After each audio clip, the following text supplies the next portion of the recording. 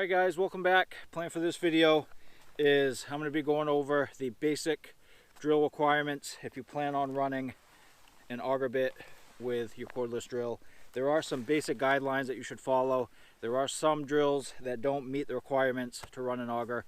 So we're going to go through them today in this quick video. And this is by far one of the top questions I get asked, because I primarily have been using this over the past 2 seasons. But it is by far probably top 5 question I get from my channel is about what I'm using for a drill, what the requirements are, if a person's drill meets the requirements, so on and so forth. So the basic requirements that you need for a drill is you should have a drill that has a brushless motor on it. You want to make sure your drill has a brushless motor, or if you're buying a drill, you want to make sure it has a brushless motor. The drills with brushes in them, they wear out super fast. I've personally never used one, but I've heard reports of people using a drill with a brushed motor and they don't make a season. So number 1, you need a brushless motor.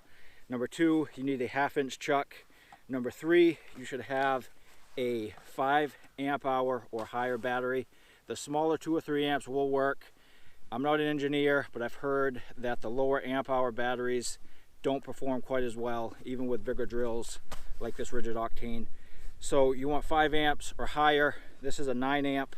This is as big as I can go with the octane. The next thing you need is you need a drill with 750 inch-pounds of torque or more. This one is 13. The Milwaukee Fuel is 1200. There's a DeWalt that I think comes in around like 780. Don't quote me on that. So the torque rating is another important one. You want a drill that's powerful enough to cut through the ice. You don't want something that's underpowered. It's just going to overwork your drill.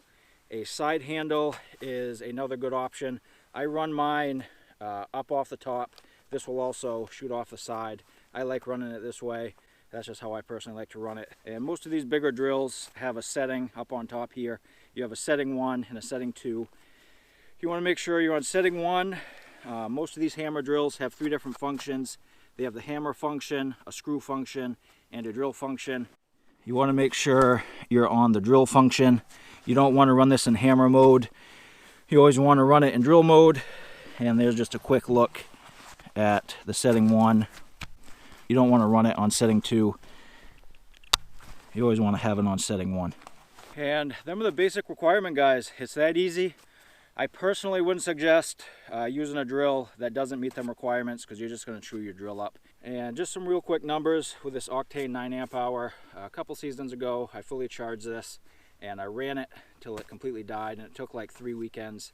And I was actually popping more holes than I normally would, but I got 115 holes through 136 feet of ice. Not one problem with a battery, not one problem with a drill.